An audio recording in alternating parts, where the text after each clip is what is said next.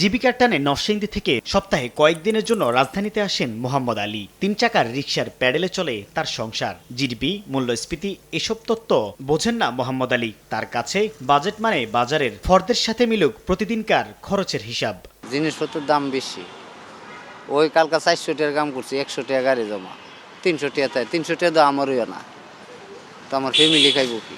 আয় ব্যয়ের সাথে মাসের হিসাব মেলে না চাকরিজীবী ও ছোট ব্যবসায়ী পরিবারের। তাদের উপর আছে ব্যক্তি আয়করের মতো প্রত্যক্ষ করের চাপও। যদিও 2026-27 অর্থ বছরের বাজেটে তেমন বাড়ছে না করমুক্ত আয়সীমা। কর জিনিসটা স্কেল অনুযায়ী কমানোর দরকার আছে।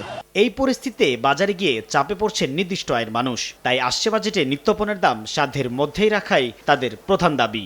আয়ের সাথে ব্যয়ের হিসাব তো আমাদের মেলে না, কারণ আমরা এখন যে দ্রব্যমূল্যের যে ঊর্ধ্বগতি, তাতে তো আমরা চলতে পারি না।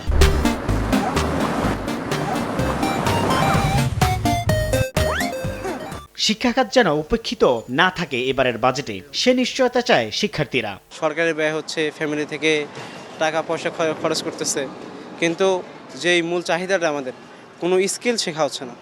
সরকারের এই স্কিল শেখার এদিকে বেশি নজর দেওয়া দরকার। বরাদ্দ বাড়ুক স্বাস্থ্য খাতে, এমন প্রত্যাশা সাধারণ মানুষের। তারা চান হাসপাতালগুলোতে চিকিৎসা সেবার নিশ্চয়তা। স্বাস্থ্য খাতে বাজেট আছে, কিন্তু সঠিক ওষুধ পাচ্ছে না, চিকিৎসা পাচ্ছে না। 999-এ কল করলে অ্যাম্বুলেন্স আসে আমরা জানি, কিন্তু সেটা কতটুকু সময় আসে, এই আশাটা নিশ্চিত করা। দিন শেষে স্বস্তিতে ঘরে ফেরার নিশ্চয়তা চায় সাধারণ মানুষ। নাগরিক নিরাপত্তায় থাকুক পর্যাপ্ত বরাদ্দ।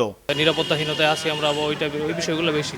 মানে আমার মনে হয় যে একটু আইন শৃঙ্খলা বাহিনী, তাদের ভিতরে শৃঙ্খলা বা তাদের চেইন অফ কমান্ড যেটা মনে একটু বাড়ানো উচিত। জুলাই অভ্যুত্থানের পর যে বৈষম্যহীন বাংলাদেশের স্বপ্ন দেখেছিল মানুষ, নতুন সরকারের বাজেটে তার প্রতিফলন থাকুক এমন প্রত্যাশা সকলের।